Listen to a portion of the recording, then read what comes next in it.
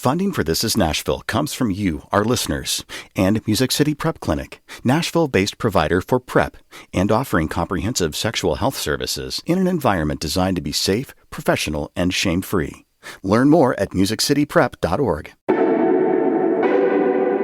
I'm Khalil Ekulona, and this is Nashville. Human trafficking happens in every zip code in all 50 states and around the world. It generates hundreds of billions of dollars every year. Some victims have a history of abuse and addiction, but others are exploited by other means, often by someone they know. And the average age of a human trafficking victim is 13. I'm going to say that again. The average age of a human trafficking victim is 13, which means middle and high school students are some of the most preyed upon age groups. Heads up for listeners, this episode contains stories of real experiences of human trafficking with references to sexual assault, physical abuse, drug use, and child abuse. Now, joining us to talk about the dangers of human trafficking are Christina Meadows, Director of Operations and Rescue for the Nashville Anti-Human Trafficking Coalition, or NAHT, and Monty Herring, Director of Educate to Recognize for NAHT. Welcome to This is Nashville, Christina and Monty. Thanks for being here.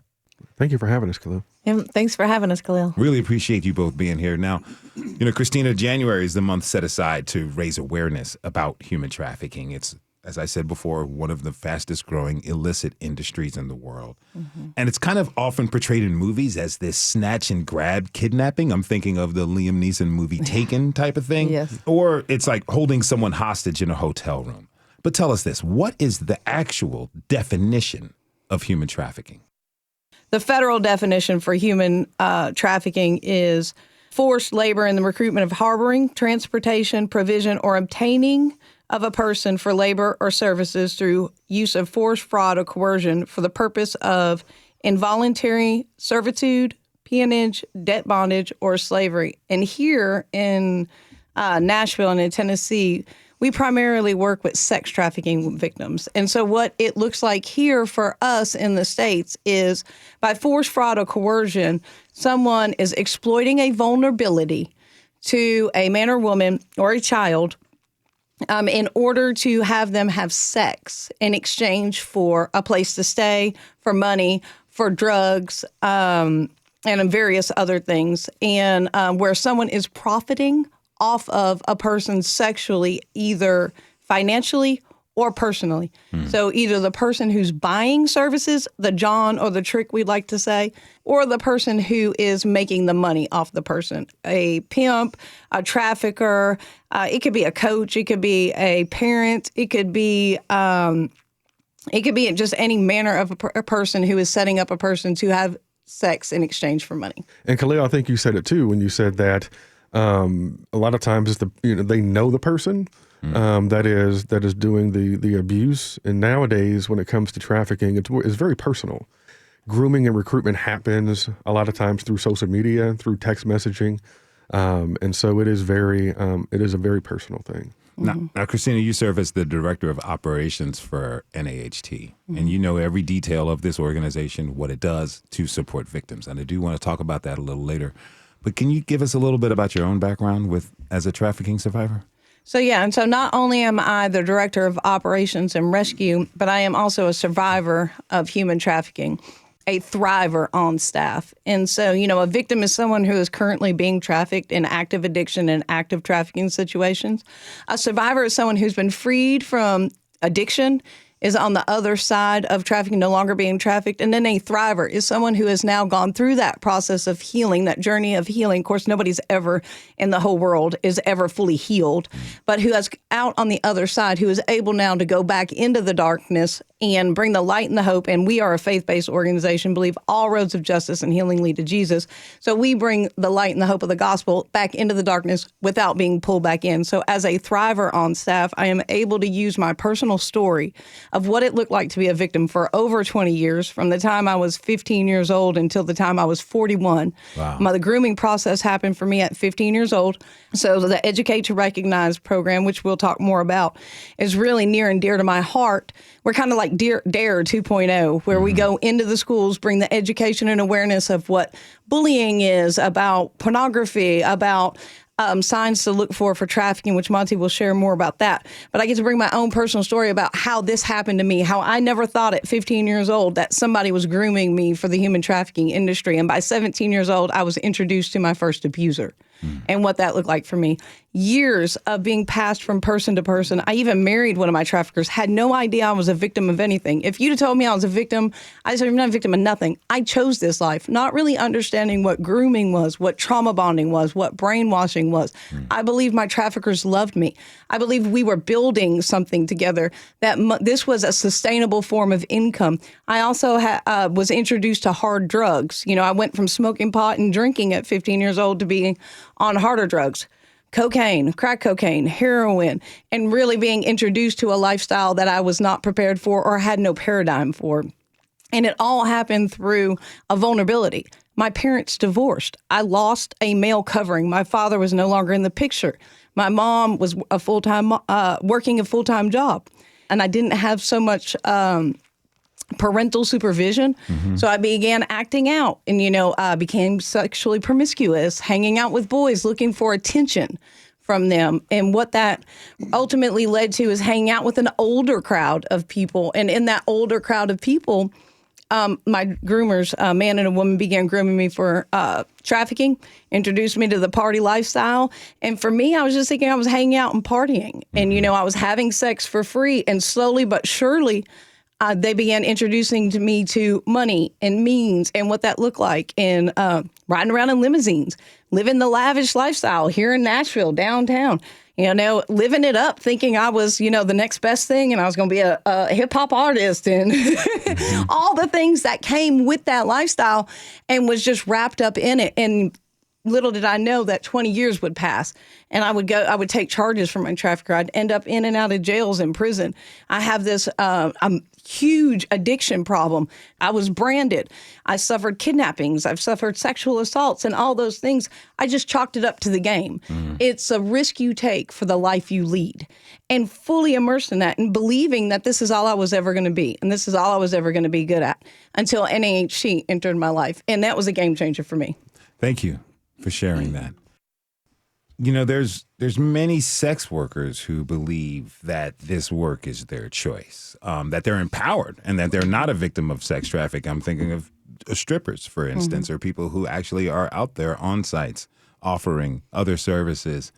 Do you believe that there are instances where sex work is not human trafficking? No, absolutely not. I believe that all sex work is human trafficking. And the reason I believe that is because when you're in middle school and high school, you get a list of career choices to be a doctor, a teacher, a lawyer. Stripper's not on there. An escort's not on there. Prostitute's not on there. It's not something you can study for, you can get a degree in. It's not a career option. What it is the choice of the choiceless. Somewhere along the lines, somebody preyed on a vulnerability. They exploited that vulnerability and introduced strippers, prostitutes, sex workers, escorts into this. And yes, a lot of women believe this is a way to get their power back. I believe that. I believed I was having sex for free. I might as well charge. I might as well be in control. But anytime you negotiate a price for your body for someone to do whatever they want to do to you, you lose a piece of your soul. And that's part of, too, if I can just chime in, that's part of the trauma bond. I mean, that's part of the manipulation, right? That predator, that trafficker, that pimp wants that person to believe they're making that decision themselves. Absolutely. One of the biggest things that we try to overcome in the beginning is trauma bond. That trauma bond is so strong. Yeah. And the whole time the predator is saying, who loves you? I take care of you. I feed you. I protect you. That world, as abnormal as it seems to us, is their norm. And trauma bonding is not something that only works on the young, right? Oh, because no. I just know people from my life who were adults, women who were adults in their 20s, in some cases their 30s, who made the conscious choice to work at a strip club, feeling that somebody introduced them into that, though. I guarantee you, nobody just said, hey, woke up today and said, hey, I'm going to be a prostitute today and let me go out on the street corner or let me do this. There was someone in their life who introduced them into that. What Christina said is spot on, but in the midst of all of that, there's brokenness. And it doesn't matter whether it's a middle school or high school student and we catch it early, or if it's a full grown adult. At some point in that person's life, there was brokenness, there was abuse. And, for a lot of people, that abuse never gets addressed. Yes. And so that manifests itself in different ways, a lot of times later on in life. Tell me this, is there one gender or age group that's at more risk than others? Oh, absolutely. Middle and high school students. The average age, and I think you said it, that a young person is recruited and groomed in Tennessee is 13. And each year we see that get younger and younger. Wow. And so my primary focus with Educate to Recognize is that target population, middle and high school students. For a middle school or high school student, they think nothing of posting, oh my gosh, my parents just don't understand me. Oh my gosh, why won't my parents let me do this? Posting personal information. From a predator standpoint, what that says to them is, there's probably a disconnect at home. They're not having conversations talking about some of these personal things that shouldn't be posted. You heard Christina talk about that she grew up in a broken home. That's a vulnerability. And so the predator seeks to find those vulnerabilities, and they want to step in and fill that void. In the beginning, it is all about winning you over. I'll say what I have to say. I'll do what I have to do. It is all about me bombarding that middle and high school student relentlessly, day in and day out, because that trauma bond has to be formed. I have to build this false sense of trust with you. Mm-hmm. So how a predator knows that they've actually have that young person and are reeling them in, when that young person then starts to reach out to the predator.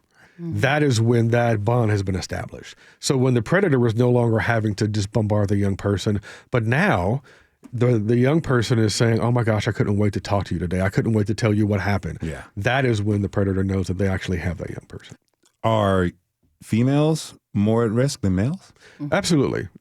Just by the nature of it, it is probably 95, 97%, mostly young girls. What we see with young boys growing up in middle school and high school is something called sextortion. So for a lot of young boys, for most of them, they have gaming platforms. Mm-hmm. And what we see grown-ups, individuals in the country, but also outside of the country, they pose as attractive young girls. And they go on these gaming platforms and they shoot direct messages or DMs, and they go, oh my gosh, you're so good at this game. You're so cute. Hey, let's go offline and let's talk.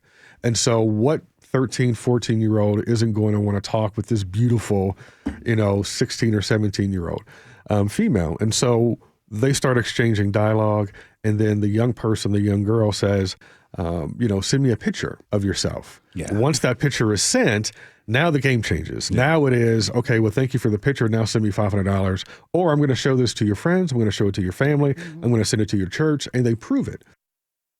At NAHT, you run a program that goes into middle schools and high schools to talk to them. But first, you talk to parents before you address the students, absolutely. Right? Yes. What are some of the things you tell the parents? We tell the parents some of the talking points that we're going to talk to their kids about. Here's the interesting thing, Khalil, is that when we go talk to the youth, we don't have to convince the kids all of this grooming and recruiting and all of this stuff is happening. They already know it.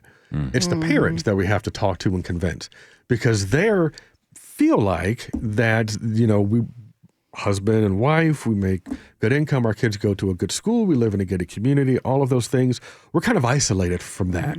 And so when we say and tell parents, human trafficking has happened in every zip code in Tennessee, Mount Juliet, Belmead, Franklin, and I let that sink in. So we have to convince the parents. So we give them a lot of statistics. We work closely with the TBI here. And so we give them a lot of statistics. We talk to the parents about having conversations. When I'm talking to the parents, it's really about that communication aspect. That is crucial. There has to be that dialogue in the home. That is something that the predator is banking on not taking place. Mm-hmm. They don't want the parents talking to their kids about trafficking and grooming and safeguards online. And I know parents are thinking, oh my gosh, I've never talked to my kid about that. How do I do it? We developed an anti-trafficking kit. And in that kit, we have a lot of the websites that are dangerous for youth, some of which Christina's talked about. It talks about hidden apps. Mm-hmm. You would be surprised at how many parents have no idea what a hidden app is. What are the hidden apps? Hidden apps, one of the biggest, I'll tell parents, I say on every mobile device comes with one pre-installed calculator. Every mobile device has one. If you look at your son or daughter's phone, your grandkid's phone, and you see 2 calculators, little red flag should go up. Okay. If you click on that calculator and it asks you for a password or passcode, bell should be going off. That's a hidden app.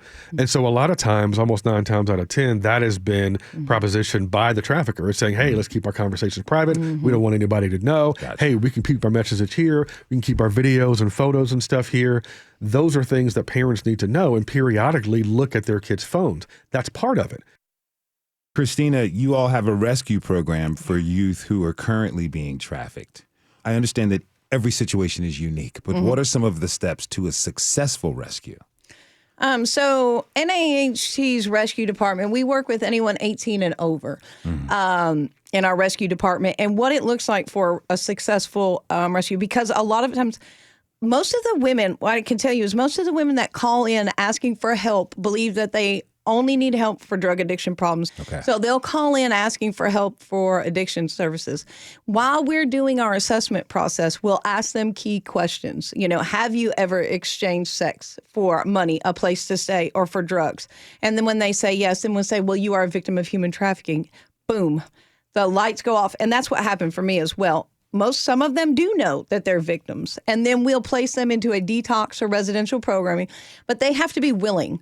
So not everybody is willing. Not everybody is ready. So we will talk. One key component about NAHT is we're survivor informed and thriver led when appropriate. So we have thrivers on staff who have been impacted by human trafficking out on the other side, who are able to use their story to inspire hope in victims and saying, hey, I know what it's like. I've been to treatment 20-something different times. Yeah. I get it. That component is a game changer in our rescue services. We went from a 68% success rate in 2021 to a 95% success rate in 2024 because of our survivor-informed and thriver-led services at NAHT, to where we know we give them all that they need, from hygiene to clothing. They can leave the trafficking situation and their trafficker with nothing but the clothes on their back. We provide the transportation. We have partnerships with organizations such as Freedom Aviation Network, which is a group of pilots who volunteer their plane, their time, the gas, everything, that we can do inbound, outbound rescues. We can go from California to Nashville, from Nashville to Maine. It's an amazing organization. And so we are able to say, hey, we got you. If you would trust us, we'll give you everything that you need. And because we've been there, they'll say yes. We can get them into long-term trauma programs to help them with the trauma from trafficking. Some women need that, 18 to 24-month intensive trauma care. Then some women can go into a sober living community, go to work, and then our Restore program will walk alongside them and give them a suite of wraparound services to help them as they transition into this new way of life. I really appreciate this conversation. One last question for you, Monty. NAHT, you all are doing obviously good work. But I didn't grow up in the church. So if someone comes to you who comes from a different faith or no faith at all, how do you all engage with them? Okay, so I didn't grow up in the church either. Yeah. Have no church background. Believe that if there was a God, he didn't love me. He only liked rich people, popular people, that there was no God, not truly understanding. So we accept anybody. So what I want you to know, it doesn't matter what you believe. There's just no sneaky Jesus at NAHT. There are a lot of organizations that won't declare up front that they are a faith. They'll say they're faith-based, but they don't really integrate. And then all of a sudden somebody will come in and start hearing it. We don't want you to come in. We want to be transparent, fully transparent, but it doesn't matter. You can believe whatever you want to believe. Just know when you come to NAHT and when you receive services from NAHT, we believe all roads of justice and healing lead to Jesus. We're going to talk about Jesus, but you can be wherever you're at in that process. And what I can tell you for the women that we serve, it's about community. They just want community. They just want people that have been where they've been to know what it feels like of what they've been through. And so we can't mandate a spiritual experience. And so we get it. And a lot of our women, like me, are mad, pissed off at God. If there is a God, he's awful. He's, ruthless. He's this, fire and brimstone God. Well, NAHT is asking, let us earn the right to introduce you to the real Jesus. And if you would, in your journey, allow us an opportunity to talk about some of the characteristics, because I can tell you, if you're going to be in something as dark and heinous and brutal and horrific as human trafficking, you need something light and full of light and hope. And what I can tell you is, personally, I laid my life down for men for a price, day in and day out. And this man, Jesus, he laid his life down for me. Game changer. And so that's what we are introducing to the women of NAHT. I really want to thank both of you for being here. My guests are both from the Nashville Anti-Trafficking Coalition, or NAHT. Christina Meadows is their Director of Operations and Rescue, and Monty Herring is their Director of Educate to Recognize. Again, thank you both for being with us, and thank you for the work you're doing. Thank you. And if you want to report a potential human trafficking situation to local authorities in Tennessee, call the Tennessee Human Trafficking Hotline. That's 855-588-6484. Again, 855-558-6484, or text Be Free to 233733. All right, we're going to take a short break. When we return, we'll talk with a representative of TBI about their efforts to prevent human trafficking. Stay with us. This is Nashville.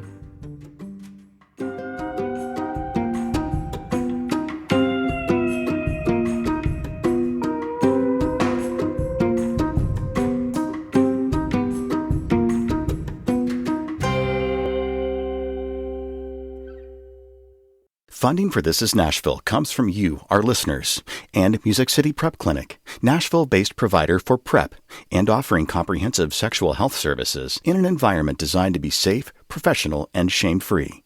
Learn more at musiccityprep.org. I'm Khalil A. Colonna, and this is Nashville.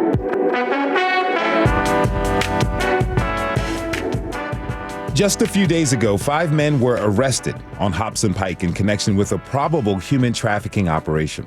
Several law enforcement agencies, including Metro Police, the Department of Homeland Security, the FBI, and TBI, worked together on the raid. The TBI has made the fight against human trafficking a priority as they try to protect the victims and get perpetrators off the street. Joining us now to talk about how the law enforcement response is going is Special Agent in charge of the Human Trafficking Unit for TBI, Jeremy Lofquist. Jeremy, thank you so much for being here. Thank you for having me. Okay, so how big of a problem is human trafficking in Tennessee? I think it's a large problem. That part of the issue with trying to look at it is it's not something that's out in the light a lot, right? It's happening in the shadows. So it's in every corner of Tennessee, every county in Tennessee. It just looks different depending on where it's at there. You know, the TBI, it takes a multi-pronged approach to combating all forms of trafficking. Your proactive approach is victim focused, going out trying to find potential victims. What are some of the tools you use to unearth victims and arrest the perpetrators? So our unit goes through a lot of different trainings.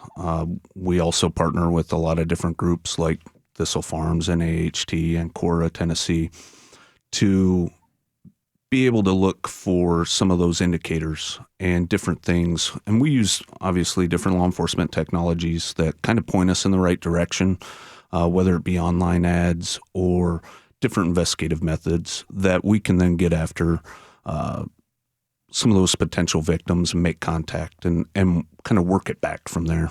Mm-hmm. I'm curious, what areas of Tennessee are impacted the most with human trafficking? So that's honestly, that's a little bit of a loaded question, right? In the sense that you will see, just like in Nashville, there's more people. Mm-hmm. So there's more hot dogs purchased in Nashville than there might be in, Cumberland County, Tennessee, or something like that. So it's a tough question to answer quickly, but I would say most of your metro areas definitely have an issue, and that's going to look different than some of the more rural counties, because that's happened.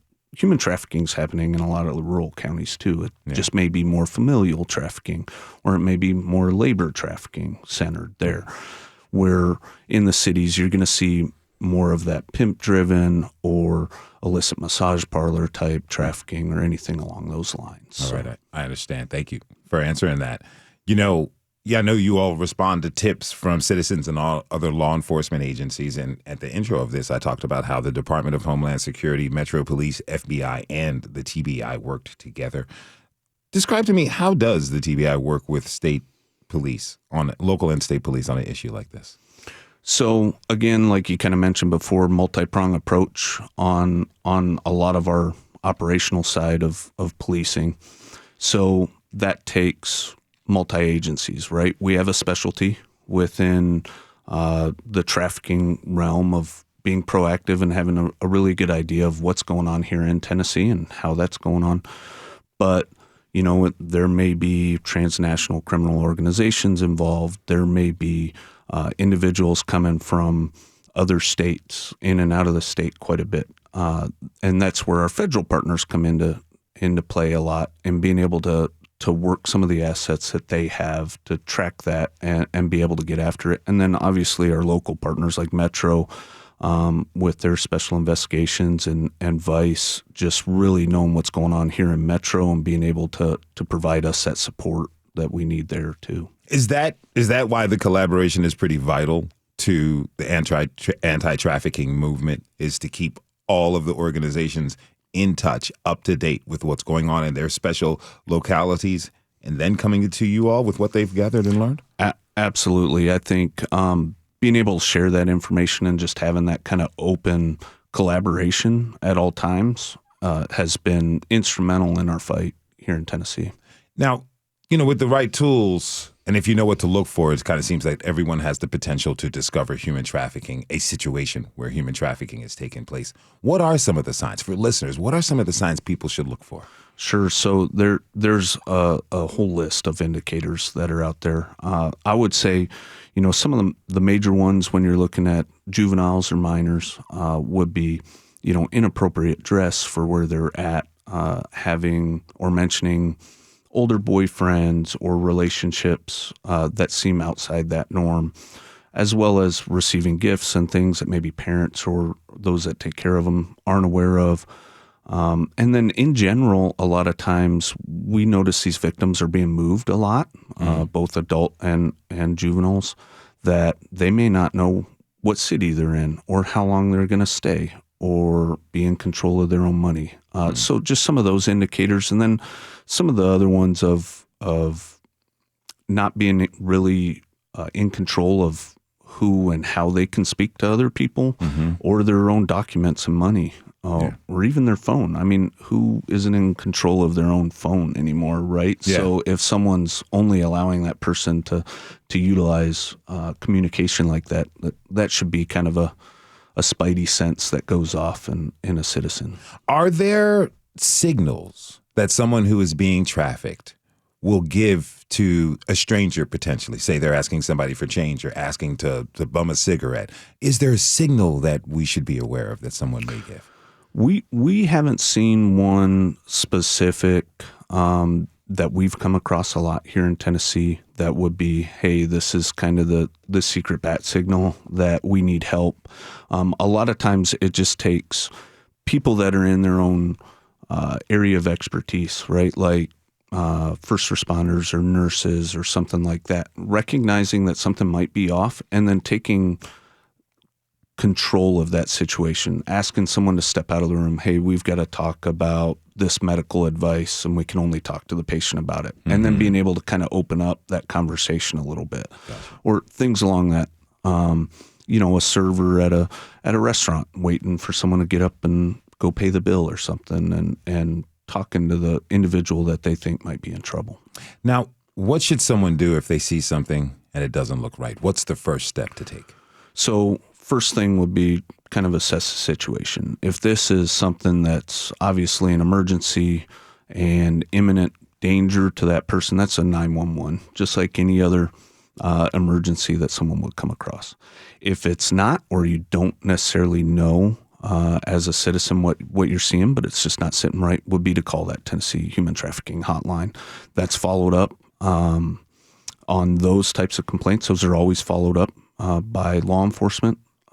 whether it be TBI or a local law enforcement partner. Every single one of those gets vetted, looked at, and followed up on. Okay, I want to switch to current events a little bit. What can you tell us about this case on Hobson Pike where 5 men were arrested in suspicion of human trafficking just a few days ago? So obviously that's an ongoing case, right? Yes. So I got to be a little bland about that. But it was definitely set up like a brothel house. And there were 5 individuals that were heavily involved in that we knew of some of them prior to that and had been working on that case. That's not just specific to that house, but those individuals specifically. So it appears to be, and we are working on putting all the investigative measures together to get those human trafficking charges, possibly even at the federal level for those individuals. Were there any victims? Not in that location. We are aware of some that have been through that location that we are working on recovering. All right. I don't want to ask you any more probing questions about an open investigation, but, labor trafficking is something that very few people talk about. I think when we talk about human trafficking, for the most part, it is about sexual trafficking. But labor trafficking is happening at an egregious rate as well. The TBI has a website at hastostop.com that provides information and resources about human trafficking in Tennessee. This is juvenile sex trafficking, adult sex trafficking, and labor trafficking. Tell me more. Give me an example of what labor trafficking looks like. So labor trafficking could be pretty much any good or service that's being provided by an individual under some sort of threat or coercion or indebtedness that doesn't seem to be able to pay off, right? So you've got, coercion, fraud, threats, that kind of thing that are going on against that person, and they're not being able to control their way out of that. So it's very similar in sex trafficking. You just take a commercial sex out of that kind of equation and put in some sort of labor or work product that's coming out of that. And you've got someone that's in a labor trafficking situation. Where are we more likely to see labor trafficking happen? I can imagine maybe contracting sites, construction sites, potentially farming, but also probably happening in downtown, in the city as well. Yeah, you can see it in hospitality industry, like you said, agricultural, a lot of times plant-based, chicken, egg factories, chicken processing, that kind of thing. But you also see it in some illicit massage parlors or even nail salons, that kind of thing too. How prevalent is it in Tennessee? I think it's going on, probably not quite at the rate of the sex trafficking is in Tennessee, but it's one of those things that the cases are very hard to get after because they are very man-hour intensive, and there's a lot that goes on to those. So we're working on ways to be able to streamline that and leverage some of the partnerships that we have out there with other state and federal agencies to be able to get after those a little more and hopefully have some stronger statistics on that for you. Okay. One last question for you. A lot of times when people are out and they see something fishy, they're a little bit hesitant to make a call or to intervene because it could mean physical harm to them if they see someone in a rough situation. How would you advise someone to kind of go about that? Yes, they can call the authorities, they can call the hotline, but it takes the authorities a minute to show up. Sure. And that's one thing we really want to point out to people is we're not asking you to be the police. We're not asking you to be an investigator or a subject matter expert in this. If it's not sitting right, gather as much information as you possibly can, whether that be car make, model, plate numbers, descriptions of the people, direction of travel, that kind of thing, so that when we are following up on it, we have that information. But we're not asking people to put themselves in danger to try to intervene on. That's our job. We understand that. That's what we signed up for. So we don't want people to have to do that at all. So gathering as much as they can is going to be important. Jeremy Lovequest, is the special agent in charge of the Human Trafficking Unit for TBI. Jeremy, thank you so much for being here. Thank you again. All right, we're going to take one more short break. When we return, we'll hear from a survivor leader and graduate of Thistle Farms and hear how the program changed her life. Stay with us. This is Nashville.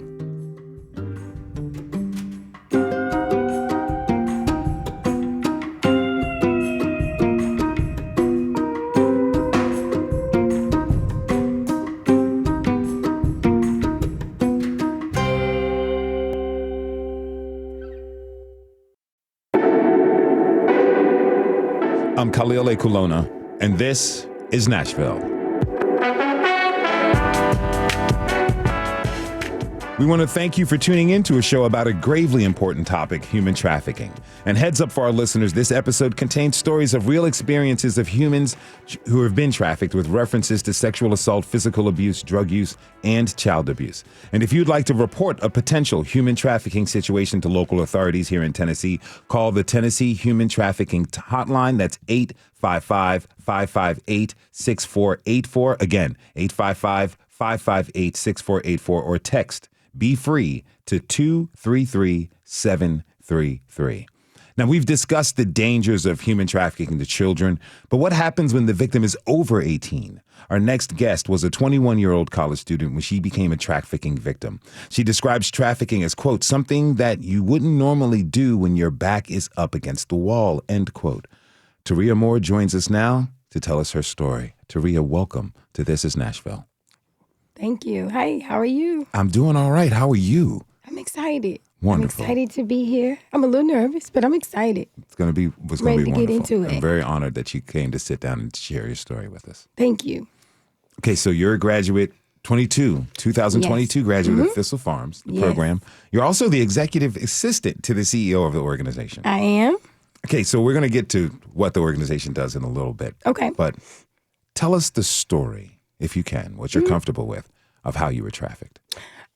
So like you said, it happened when I was 21 years old, and I felt like my back was up against the wall. I was a college student with a child. I had my son at an early age, and I was working as well. I had a 9-to-5, but I just wasn't making enough. And a very close friend of me, I remember calling. I was like, girl, I have to figure out a way to make some more money.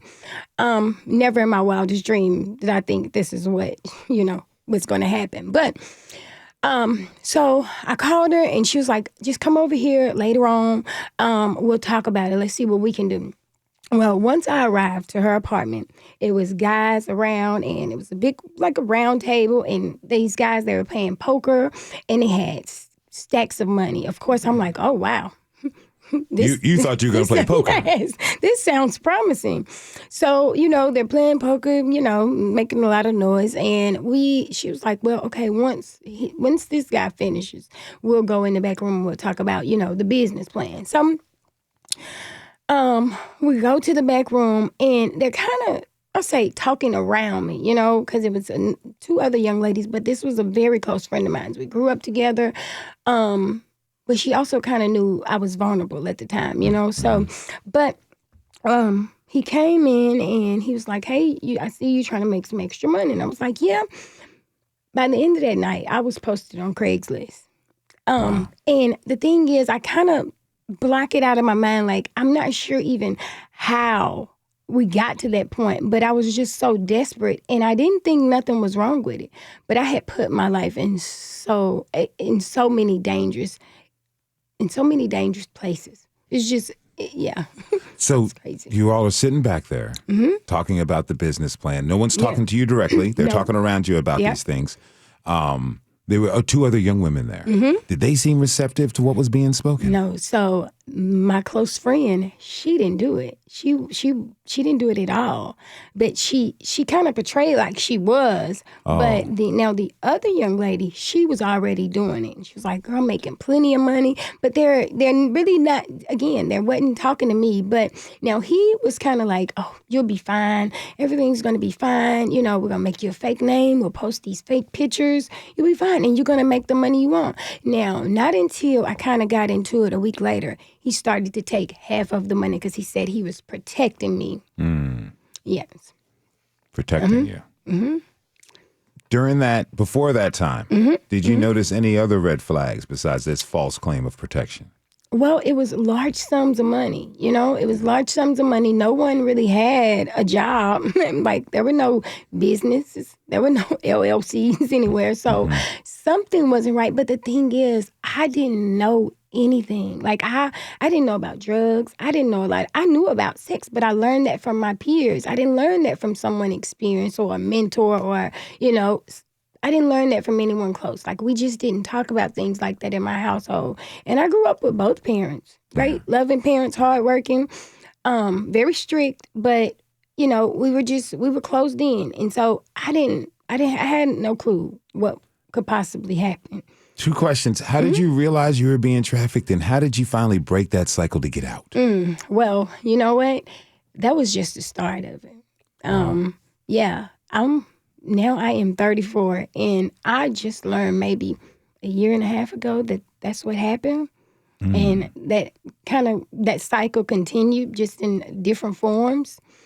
And so it took me a while to kind of break that down, because I was a willing participant, I mean, if I knew better, though, I would have done better. Yeah. But it took a while for me to figure out that that's what happened. And it took therapy, mentors, people who have struggled with this, just different individuals to really kind of talk about it and break it down. Because it's very hard to just say you've been sex trafficked, especially after you've heard different women's stories like, that's not mine. But this is mine. Yeah. Were there drugs and alcohol involved in your situation? So the first time, no. But later on down, and I guess we'll get into that, but a lot of it kind of stemmed back from my childhood trauma, from being sexually molested. And so all of this kind of led up to my drug addiction that I didn't get on drugs until I was about 23. Okay. And that kind of started with marijuana and alcohol, and then it went to pills and heroin. And heroin is where I took that just, it was vicious. It was vicious. I would say that's a demon. What advice would you give to other young women? What can they do before they find themselves in a similar position as you did when you were 21?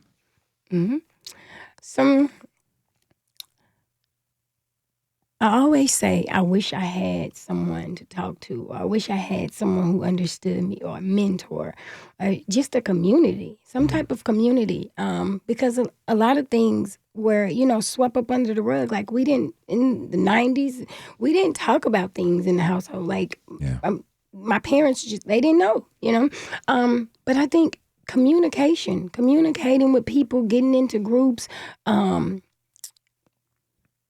but mentors have changed my life. Professional mentors, personal mentors, therapy, just talking about those deep down feelings. If you don't feel right, say something.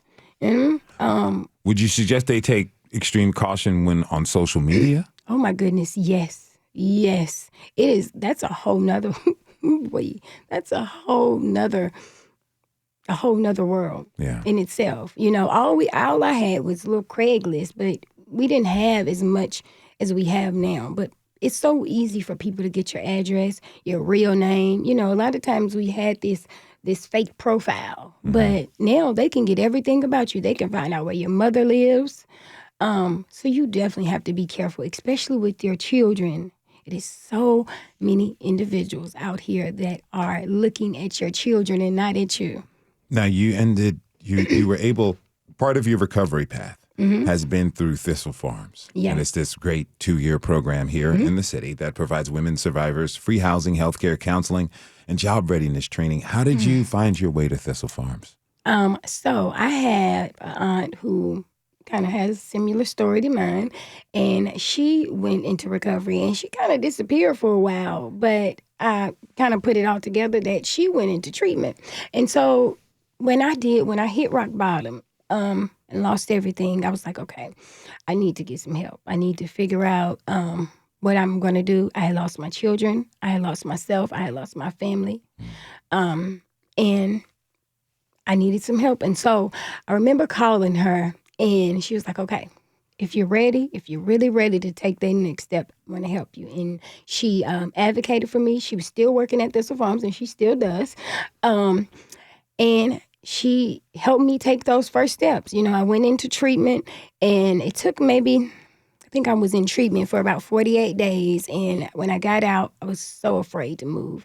And 2 weeks later, I got into the Thistle Farms program. What was it like on your first day there? Oh, my goodness. I was afraid. I was afraid of my own shadow. But when I say I was welcomed with so much love and the hospitality, like they had this welcome basket. And the thing is, when you didn't have anything, it meant so much to me. Like towels and rags and soap and all types of things. Everybody trying to give me food and clothes, and they just loved on me. That first day, they loved on me, and it changed my life. Now, as a survivor leader, you work as an advocate in the Tennessee Businesses Against Trafficking, or TBAT. It's a program through the Tennessee State Secretary of State's office. We have a clip of a training video that you made for TBAT in which you detail what it's like to trainees, what they should be taking away from the program. Pardon me. Here, let's listen to the clip. Yes. Well, first off, don't be judgmental. Take in as much as you can, because a lot of things just don't sound the way you were raised, or like when you hear my story and you hear someone, like, just don't be judgmental. Try to take in as much as you can. Respect what you're hearing, because a lot of these women have been through so much trauma that it is difficult to tell anyone, let alone a supervisor. You don't want to be judged. And so I just say, come into the training with an open mind. I'm excited that this could stop some of the traffickers. I'm excited that women will be able to get their voice back. I'm excited that women will be able to become, also men as well, but you know, I work with women, that we will be able to have our voices back and we'll be able to be heard. So many great people connecting and just filling in those spaces that I wish that I had when I was 21 years old. But that's okay, because it's another 21-year-old that is going to need our help, and I hope and pray that we can be right there to help her. What difference do you think it would have made in your life if your employer at your previous, right when you got started in this, at your 9 to 5, that wasn't giving you enough, if they had been able to recognize some of the signs of what you were going through? So, I was working at Target, and I do believe I really just needed someone to talk to and process this with, you know?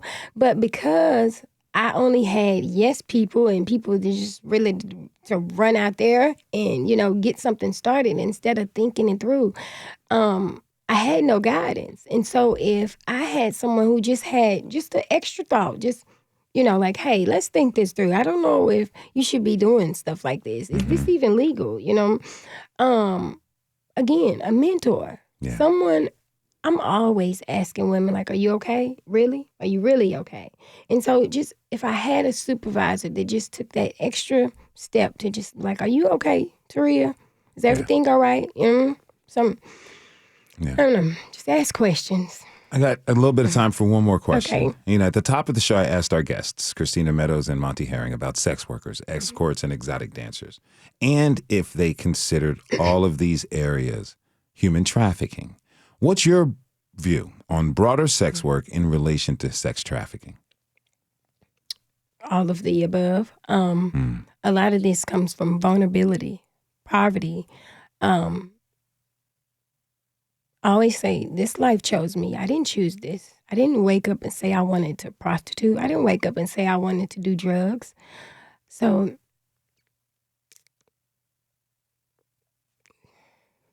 take your time. Okay. But it's all up under that same realm. Again, like, I didn't realize that I was trafficked. I didn't realize that that's what happened to me. And so I guess understanding it, but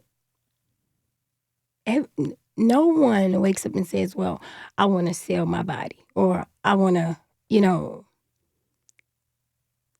I know I didn't. I know I didn't wake up and say I wanted to do these types of things. And so I just. No, it's all right. It's all right. It's all right. I understand. We only have a couple seconds left. Yes. And I just want to say thank you for coming on here and sharing your story, for your bravery.